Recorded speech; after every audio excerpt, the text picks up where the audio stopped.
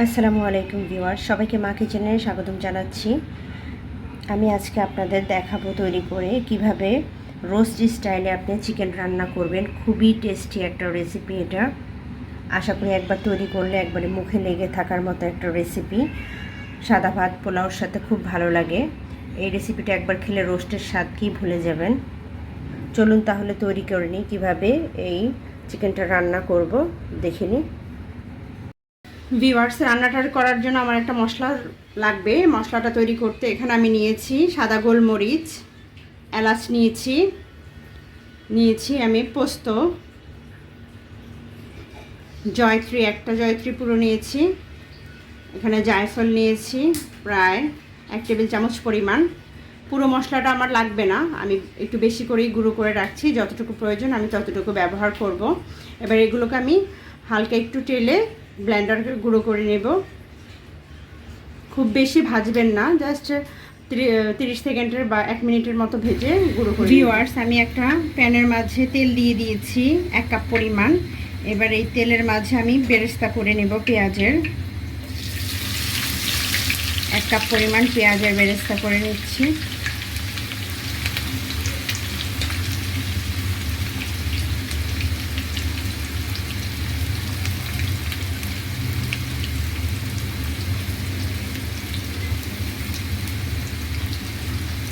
এগুলো brown colour হওয়া পর্যন্ত আমি ভেজে নেব। আর পেঁয়াজগুলো বেরেস্তা হয়ে গেছে, এর থেকে আমি অর্ধেক পরিমাণ বেরেস্তা তুলে নেব।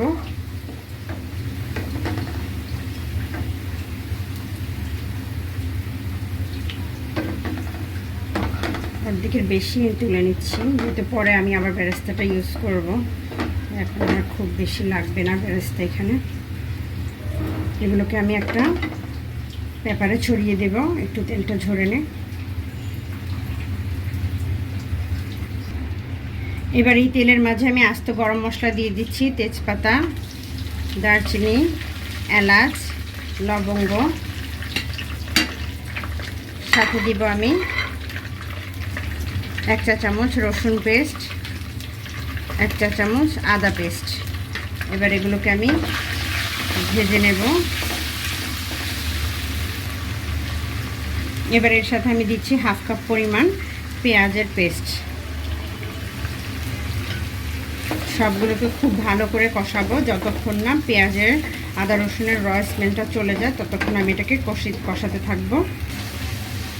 আমার মশলাটা কষানো হয়ে গেছে। এবার এর সাথে আমি 1 চা চামচ পরিমাণ গুঁড়া মরিচের গুঁড়ো দিচ্ছি, ধনে গুঁড়ো দিচ্ছি আমি 1 চা চামচ পরিমাণ, জিরা গুঁড়ো দিচ্ছি আমি 1/2 চা চামচ পরিমাণ, আর 1/2 চা চামচ পরিমাণ দেব হলুদের গুঁড়ো। এবার এটাকে আমি আরও কিছুক্ষণ ভালো করে কষানোর পরে এবার এর সাথে আমি 1 টেবিল চামচ পরিমাণ কাজু বাদাম আর কাঠবাদামের পেস্ট দিয়ে দিচ্ছি। সাথে দিব আমি 1/4 কাপ পরিমাণ টক দই। এভাবে একটু ফেটে নিচ্ছি।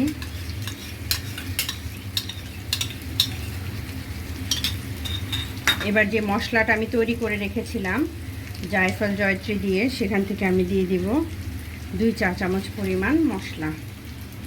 মেন মশলা কিন্তু এটা থেকেই অনেক সুন্দর একটা টেস্ট আসবে। এবার এগুলোর সাথে আমি আরও কিছুক্ষণ ভালোভাবে কষাবো। ভিউয়ার্স, মশলাটাকে দেখতে পাচ্ছেন একদম তেলটা উঠে গেছে, এমনভাবে কষিয়েছি। এবার এর সাথে আমি আবার পানি অ্যাড করব 1/2 কাপ পরিমাণ। এই পানির সাথে আমি আবার মশলাটাকে কষিয়ে তেলটা তুলে নেব। তেল উপরে ভাসা পর্যন্ত আমি আবার কষাবো, কারণ এই মশলাটা আমি যত কষাবো তত এর যে স্মেলটা আছে, র স্মেলটা, সেটা চলে যাবে আর খেতে মাংসটা ভালো লাগবে। আমি আবার এটাকে নেড়েচেড়ে কষিয়ে নিচ্ছি। ভিউয়ার্স, মশলাগুলো ভালো করে কষানো হয়ে গেছে। এবার এর মাঝে আমি চিকেনগুলো দিয়ে দিব। এখানে আমি 2টা চিকেন নিয়েছি। 2টা চিকেনের ওজন 2 কেজি 100 গ্রামের মতো। তো এখানে গলা আর ঘিলা কলিজা বাদ দিয়ে আমি পুরোটাই নিয়ে নিয়েছি।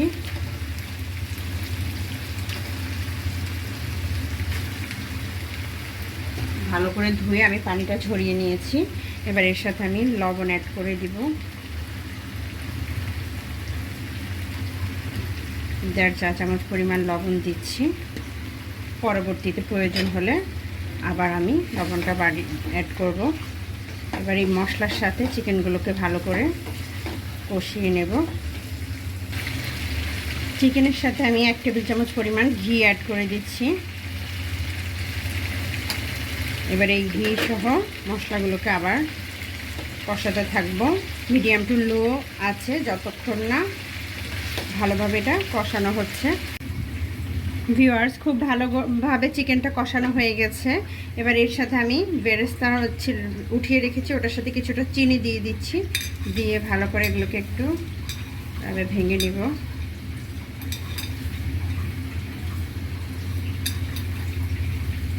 এবারে চিকেনের সাথে দিয়ে দিব, দিয়ে আরও কিছুক্ষণ, আমি কিন্তু এখন পর্যন্ত কোনো পানি অ্যাড করিনি, যে চিকেনের পানিটাই উঠেছে সেটার মাঝেই আমি চুলার আঁচটা লোতে রেখে রেখে আমি কষিয়ে নিচ্ছি ভালোভাবে। ভিউয়ার্স, আমার চিকেনটা ভালোভাবে কষানো হয়ে গেছে। এবার এটার সাথে আমি পানি অ্যাড করছি। পানিটা আপনি আন্দাজ মতো অ্যাড করবেন, যতটুকু প্রয়োজন সেদ্ধ হওয়ার জন্য অতটুকুই দেবেন, খুব বেশি পানি দেওয়ার প্রয়োজন নেই।